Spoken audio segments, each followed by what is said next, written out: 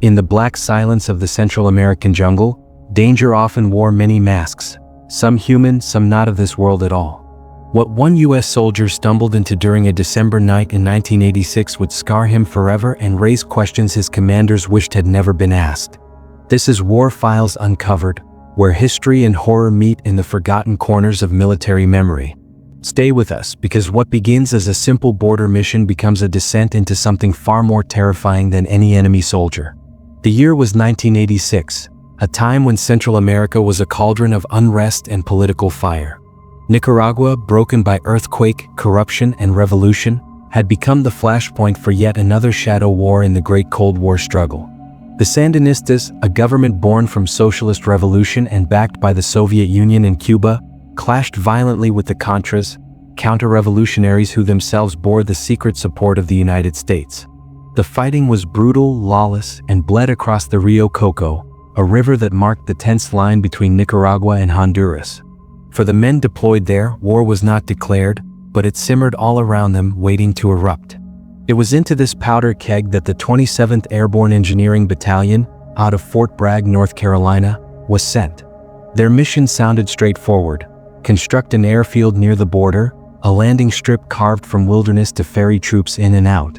But the very location of this field, just 15 miles from Nicaraguan soil, was a clear signal to anyone watching. America was here, watching, ready. Yet official orders were strict. They were not at war with Nicaragua. Firearms could only be raised if the enemy shot first. Tension simmered in every patrol, every road cut through the dust and jungle, every night listening to sounds that were not always easy to name. Among them was a young radio and communications specialist, barely in his 20s, on his first deployment beyond American soil. For him, Honduras was not just foreign land, but a haunting place of suffocating heat, endless rain, and thick canopies that seemed to swallow sound itself. He had missed Christmas with his family that year, but as any soldier knew, that was the cost of wearing the uniform. What he could not have known was that the greatest danger he would face here would not come from armed guerrillas slipping across the border, but from something that seemed carved from folklore, something the locals whispered about with fear: El Diablo. By day, his duties sent him along the dirt roads that snaked near the river. With Honduran soldiers by their side, American patrols scouted, watched, and listened. From the ground, visibility was poor, and so reports flowed in from reconnaissance planes circling above, fragments of warnings about suspicious vehicles, boats, or clusters of figures glimpsed too close to the border. More often than not, these messages led nowhere, but still they kept the patrols moving, driving deeper into the farmlands and thinly wooded clearings that lined the Rio Coco. It was mid-morning when the call came. A radio crackled with urgency. Something had been spotted moving upstream, a dark shape sliding against the current, changing direction in ways no ordinary craft should. At first, the description was vague. Maybe a boat, maybe not. What mattered was that it was moving and their orders were clear. They were to rendezvous at a set of coordinates and approach on foot, unseen, to identify whatever this thing was before it vanished upriver. Engines roared as the convoy sped down rutted dirt roads, dust clouds chasing them past scattered villages and the small farms of locals whose lives had long been disturbed by conflicts not of their making. Radios buzzed with clipped voices as the squads coordinated their approach. Each vehicle carried men who had learned to mask nerves with dark humor. Some joked that they were chasing trash bags, others muttered suspicions about enemy couriers. The truth none of them could imagine. When they reached the insertion point, they left 3 men to guard the trucks and pushed forward, double timing it across uneven ground. Ahead lay a cattle farm, its pastures cleared of heavy growth, barbed wire stretched across the land.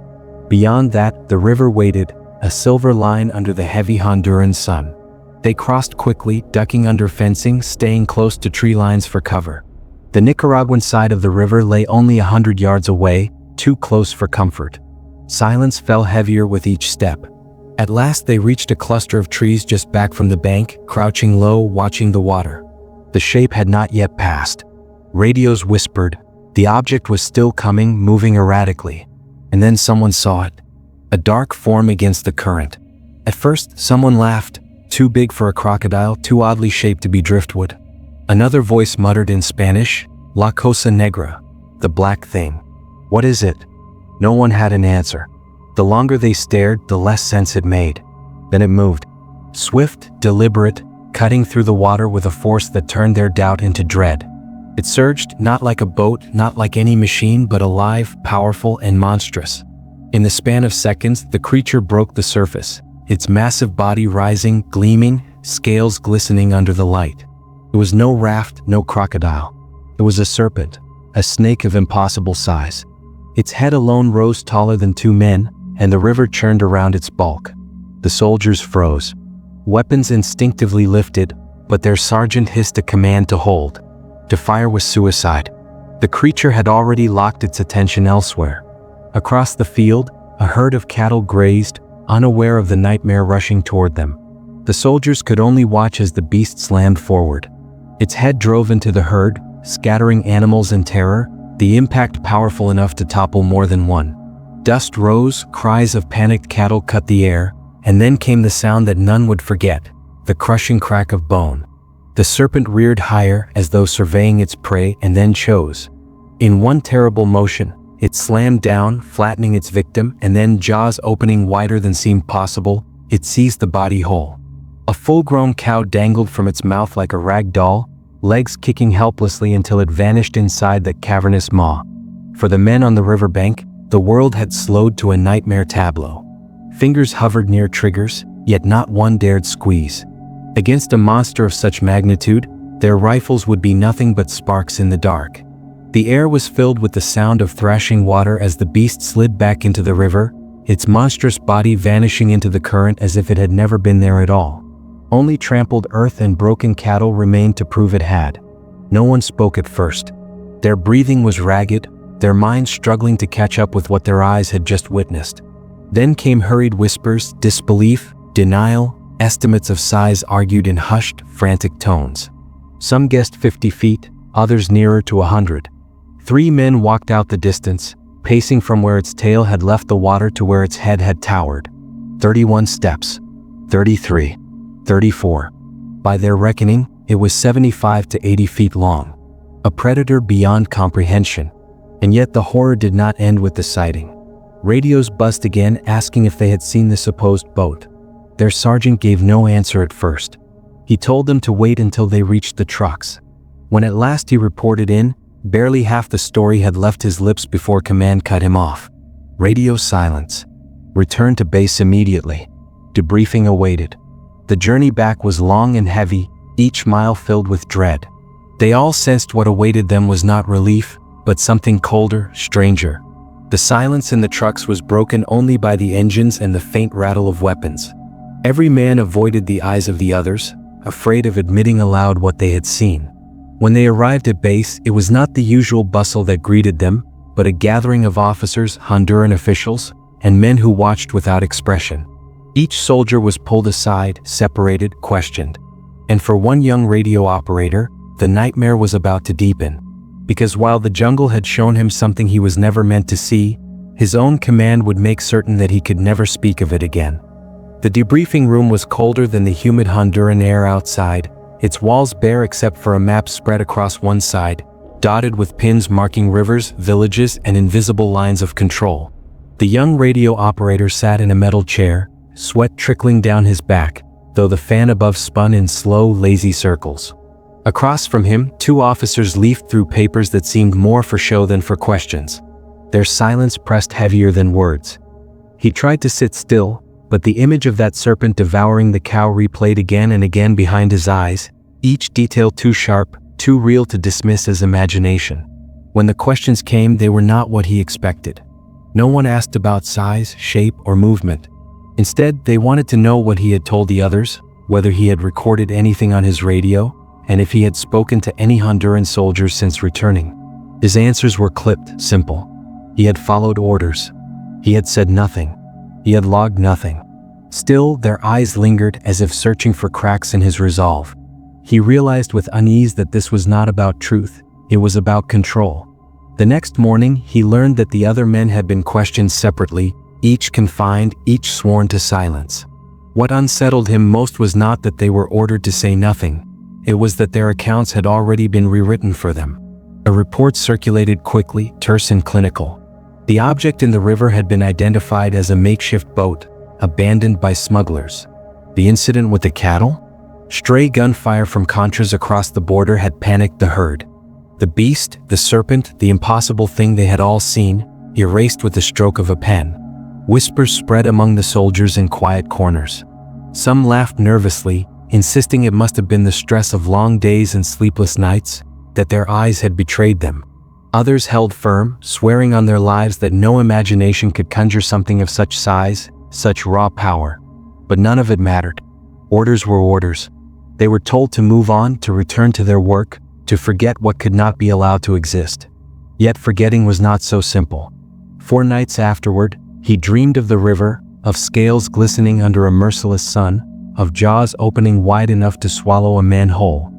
He woke in the dark, heart racing, unsure whether the rustle of branches outside his tent was just the wind or something else moving unseen. Patrols took on a new edge. Every splash in the water, every ripple near the banks, sent pulses of fear through the men. They carried rifles, yes, but against what? Against something that seemed more legend than flesh? The locals, too, began to look at them differently. In nearby villages, the Honduran peasants and farmers avoided their gaze, muttering under their breath words the Americans could not fully understand. But the interpreters caught fragments. Diablo del Rio, the devil of the river. They had known, long before soldiers in camouflage ever set foot here, that something in those waters did not belong to the world of men. And now the Americans had seen it too. One evening, as the sun bled red over the horizon, an older Honduran soldier leaned close to the young radio operator. His face was lined, his eyes shadowed with stories untold. In a hushed voice, he spoke of nights when fishermen never returned, of cattle found missing, of entire canoes swallowed by something no bullet could bring down. He said it had been here long before the war, long before nations drew borders. It lived in the river's depths, surfacing only when hunger called. He ended with words that chilled the young man more than any official threat. You Americans should not have come here. Now it knows your smell. The war dragged on around them. Weeks blurred into months. The engineers built their airfield, poured concrete, and cleared roads, while just beyond the tree line the unseen waited. Guerrilla attacks flared on occasion, brief bursts of gunfire or distant explosions, but even those threats seemed almost ordinary compared to the shadow that now lingered in every soldier's mind. To the command, the beast was nothing more than a problem of silence and discipline. To the men on the ground, it was something else entirely, an enemy they could not fight, yet could not escape. Then came the second sighting. It was near midnight when the call jolted him awake. A patrol upriver had gone silent after reporting movement in the water. Radios hissed static, then nothing. Within minutes, trucks roared to life, headlights stabbing through the dark as they raced toward the coordinates. The young operator gripped his set tightly, relaying bursts of broken communication that made little sense. Screams, shouts in Spanish, gunfire crackling wildly. And then, like a sudden storm, silence. When they reached the site, the riverbank was chaos. The patrol's vehicles were abandoned, one tipped at an angle near the edge, its door hanging open. The ground was torn, mud churned as though by something massive dragging itself from the water. Blood stained the earth, thick and fresh, yet no bodies lay in sight. Only weapons, scattered and bent as if snatched from hands mid-struggle. The Hondurans with them crossed themselves, muttering prayers, refusing to search the river. The Americans stood frozen, waiting for orders that never came. In the days that followed, no official record acknowledged what had happened. The missing men were written off as casualties of enemy ambush. Reports mentioned Contras, never serpents. Yet among the surviving patrols, the truth spread like wildfire. The beast had returned, and this time, it had taken men as easily as it had taken cattle. The young radio operator began to feel a new weight pressing down on him. Not just fear, but the certainty that what they had stumbled upon was bigger than any one mission, any border skirmish, any war. Something ancient, something untamed had been awakened, and no amount of silence could bury it again. But in the corridors of command, decisions were being made. Men who wore suits instead of uniforms were arriving, their questions colder, sharper, less interested in memory than in obedience. And slowly, piece by piece, the soldier realized the greatest danger was not only what lurked in the river, but what his own government intended to do with the truth. The soldier sat on the edge of his cot, staring at the dim glow of the lantern that swayed with every breath of wind through the tent. Around him, the base had quieted into uneasy silence, but sleep was impossible. His hands trembled as he replayed the last radio transmissions, the screams of men swallowed mid-sentence, the crack of rifles echoing against the water, and then the chilling stillness. No enemy squad could erase an entire patrol without leaving a trace. The river had taken them, he was sure of it, the same way it had taken the cattle. The question that kept gnawing at his mind was why command refused to acknowledge what every man on the ground already knew. The following morning brought no relief. The patrol's disappearance was logged as an ambush by Contra guerrillas, an explanation that felt hollow even as it was repeated by officers. Among the men, no one dared speak openly, but the truth showed itself in the way their eyes lingered on the river during each mission, how they gripped their rifles a little tighter, their laughter now brittle and nervous. The airfield construction continued, but every hammer strike, every rumble of machinery, carried with it a sense of defiance, as if they were building not against an enemy but against something the jungle itself wanted to keep hidden. At dusk, when the orange light bled into shadows, the radio operator sat with his Honduran counterpart, an older man who had seen more battles than he cared to count. The man leaned close, voice hushed. "It has tasted your men now," he said, eyes fixed on the river. "It will not stop." The words chilled the young soldier more than the darkness creeping through the camp. He wanted to dismiss it, to tell himself this was only superstition, but he had seen the impossible with his own eyes. Superstition and truth had blurred into the same terrifying reality. As the weeks stretched on, strange events became harder to ignore. Villagers reported missing livestock, entire herds gone overnight, leaving only deep gouges in the earth leading to the river. A Honduran patrol returned shaken, swearing they had seen something immense rise from the water under moonlight, its body breaking the current like a submarine surfacing, only to sink again before they could raise their weapons. One man in that group refused to eat for days, muttering prayers until he was pulled from duty. Yet none of these accounts appeared in official logs. Paperwork scrubbed them clean, reducing horror into silence. The young soldier began to keep his own notes, scribbled in a small book he hid in the lining of his pack. He recorded every rumor, every strange noise in the night, every piece of evidence that contradicted the sterile reports filed by command. It was a dangerous act, he knew, but he could not bring himself to let the truth vanish. Some nights, he would reread his notes under the dim glow of a flashlight, the pages filling with memories he wished he could forget. Then came the night of the storm. Rain hammered the base with unrelenting force, wind tearing at tents, mud swallowing boots and wheels alike. It was close to midnight when the radio crackled again, this time from a group station near a supply point along the river. Their voices were frantic, distorted by static and the pounding rain, but the message was unmistakable. Something was moving through the water, larger than any boat, larger than anything they could name. Gunfire erupted over the line, followed by screams that cut through the static. And then silence. The order came swiftly, mount up and move. Trucks roared through the storm, tires struggling against the sodden earth as they pushed toward the coordinates. The young operator clutched his radio like a lifeline, listening for any sign of the missing men. The storm seemed to swallow sound, every gust of wind like a whisper of warning. When they arrived, the scene was worse than any before. The supply post was in ruins. Crates of ammunition lay shattered, their contents spilled across the mud. Tents were shredded as if torn by massive claws. Vehicles were overturned, twisted metal groaning in the storm. The ground bore marks again, deep, sweeping impressions that led directly into the swollen river. And in the mud, half submerged by rainwater, was a boot still attached to a leg, the rest of the man nowhere to be found. Some of the soldiers vomited at the sight. Others stared, pale and silent, unable to look away.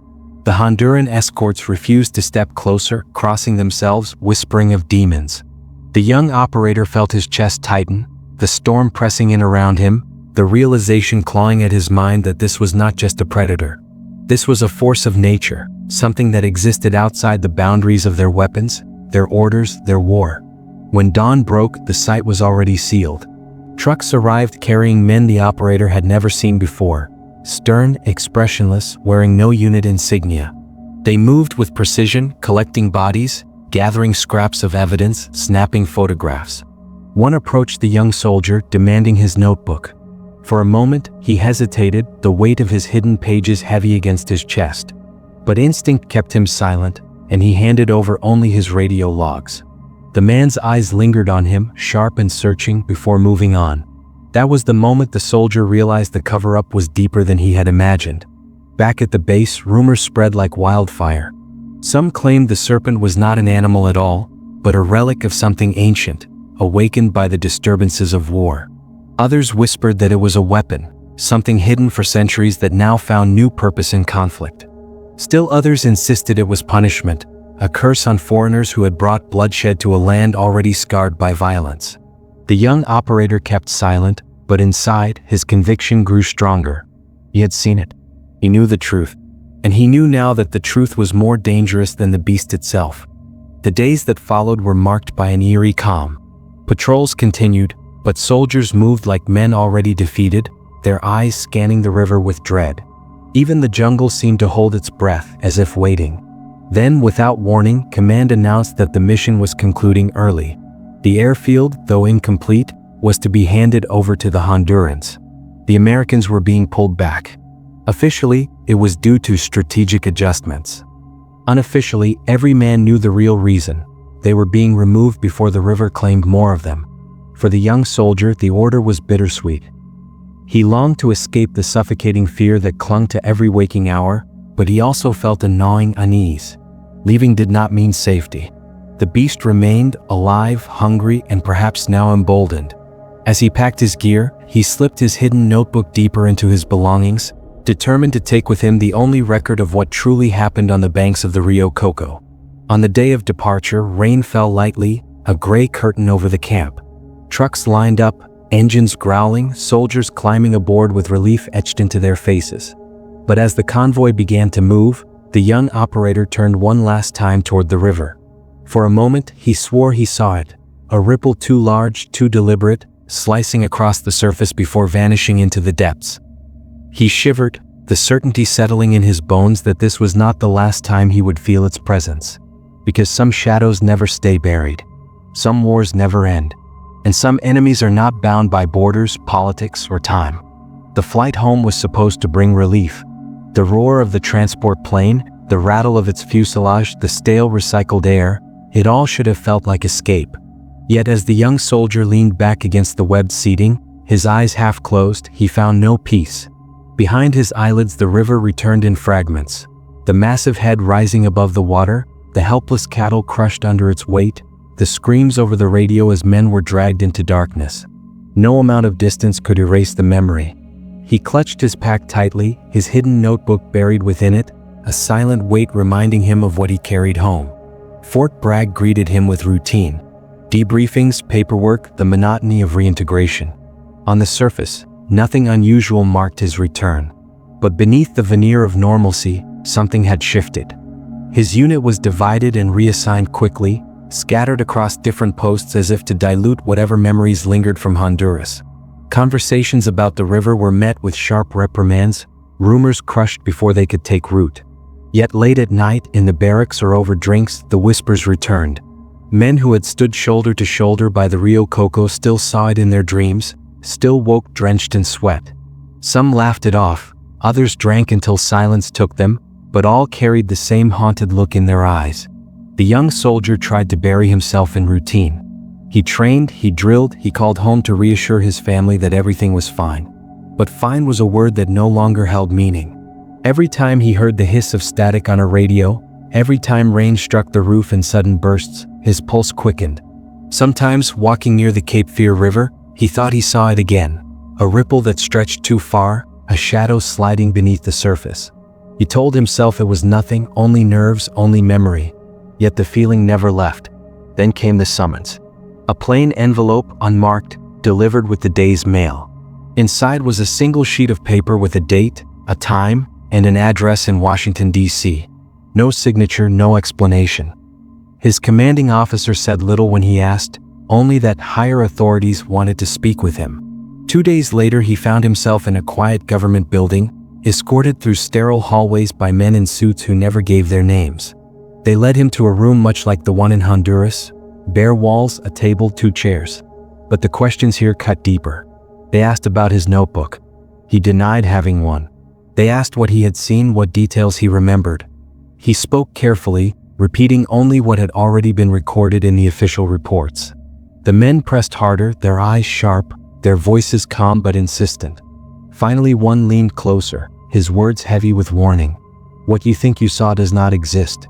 Do you understand? For your sake, for your career, for your life, you will let this go."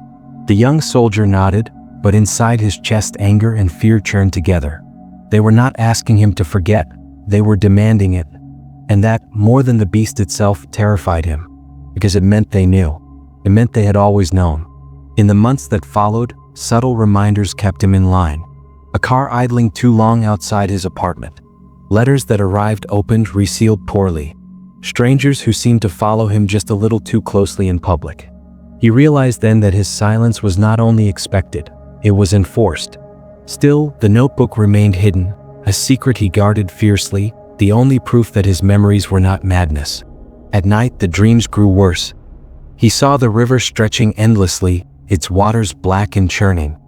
He heard the cries of the missing patrol, their voices rising from the depths before being silenced by a rush of scales and teeth. Sometimes he saw himself among them, dragged under, lungs filling with water as the serpent coiled tighter. He would wake gasping, drenched in sweat, convinced for a moment that he could still feel its weight pressing against his chest. One evening, unable to bear the isolation any longer, he confided in a fellow soldier who had been there in Honduras.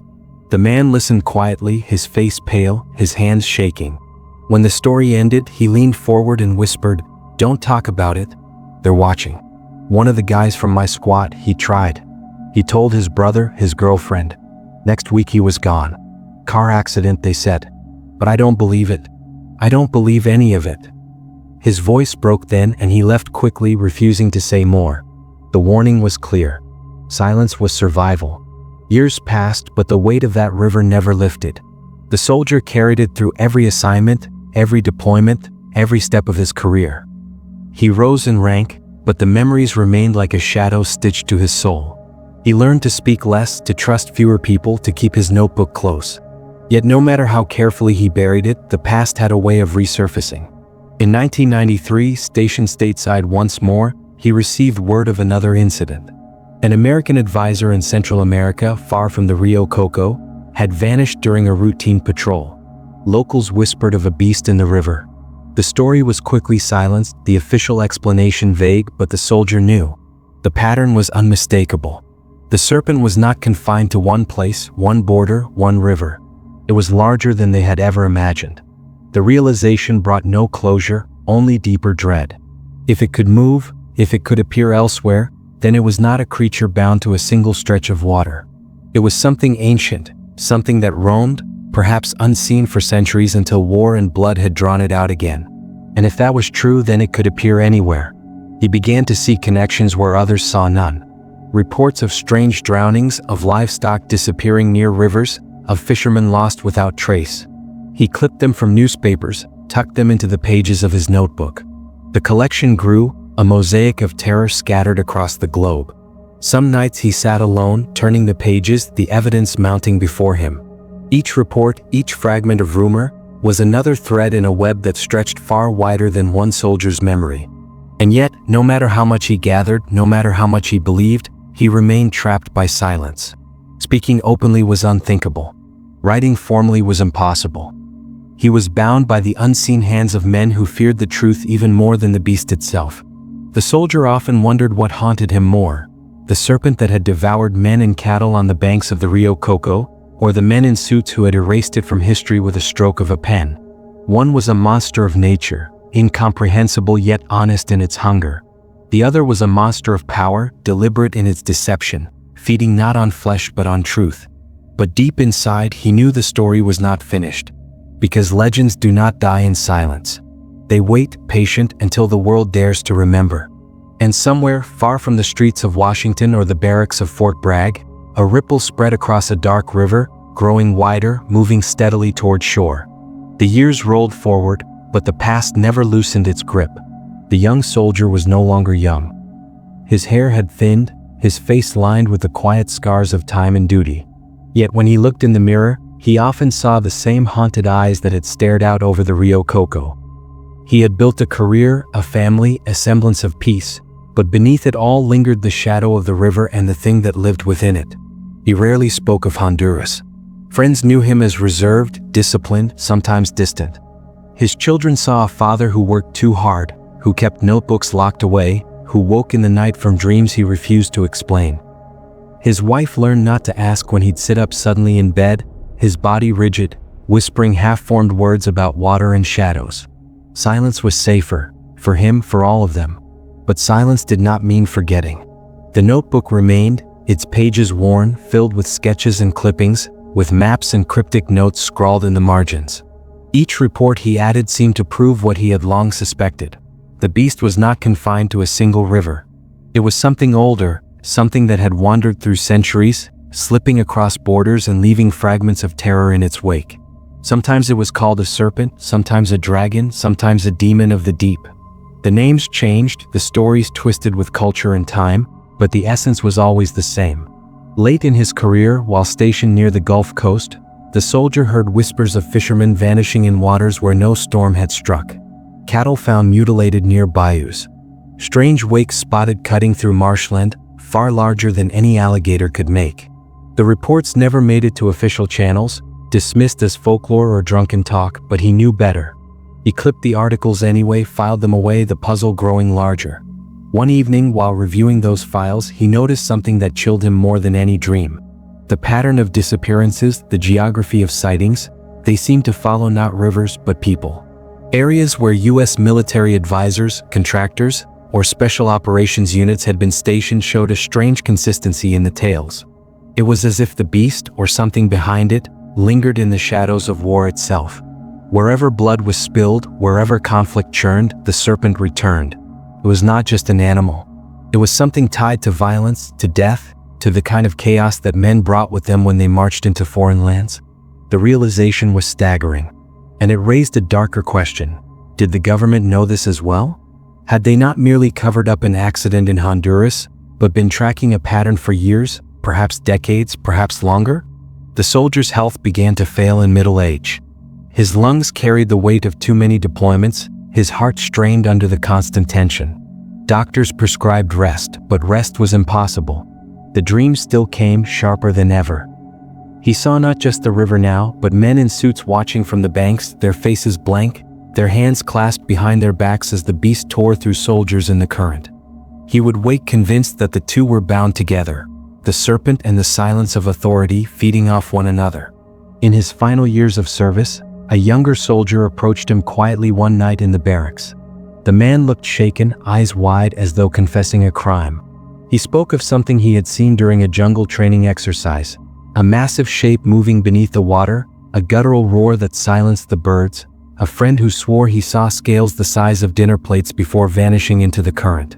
The young soldier's voice trembled as he asked, "Sir, do you think it was real?" The older man did not answer at first. He stared at the floor, torn between honesty and the oath of silence that had shadowed him his entire life. Finally, he placed a hand on the young man's shoulder and said quietly, "What you saw, remember it. Write it down. But speak of it to no one. Not yet." The younger soldier nodded, relief and fear mingling in his expression, and walked away. That night, the veteran realized the cycle had begun again. Another generation would carry the same burden, the same silence. And somewhere the serpent still moved. After retirement, he settled into civilian life, but peace never truly came. He spent long hours by the water, staring out at rivers and lakes, searching for ripples that stretched too far, for shadows that shouldn't be there. Sometimes he thought he saw them, sometimes not. But the feeling never left, the sense that something vast and patient lurked just beneath the surface, watching, waiting. In the final pages of his notebook, he wrote not for himself, but for whoever might one day find it. He detailed the patrol, the cattle, the missing men, the government interrogations. He described the eyes that glowed in the jungle night, the coils that could crush steel, the silence that followed in its wake. And in the last entry, his hand trembling, he wrote a single line, "It will surface again. Not here, not now, but somewhere. And when it does, remember what was buried." He died quietly, surrounded by family who never knew the depth of what haunted him. The notebook remained hidden, tucked away in a box, its contents unknown to most. But legends have a way of surviving. And somewhere, in a river half a world away, the water stirred, a shadow glided beneath the surface, and the cycle prepared to begin anew. Because the serpent was never just a story. It was a presence, an echo of something older than nations, older than wars. A reminder that the world still holds mysteries too vast and too terrible to be contained. And as long as men march into darkness, there will be things waiting there, watching, feeding, and reminding us that some truths are buried not to be forgotten, but because they are too terrifying to face.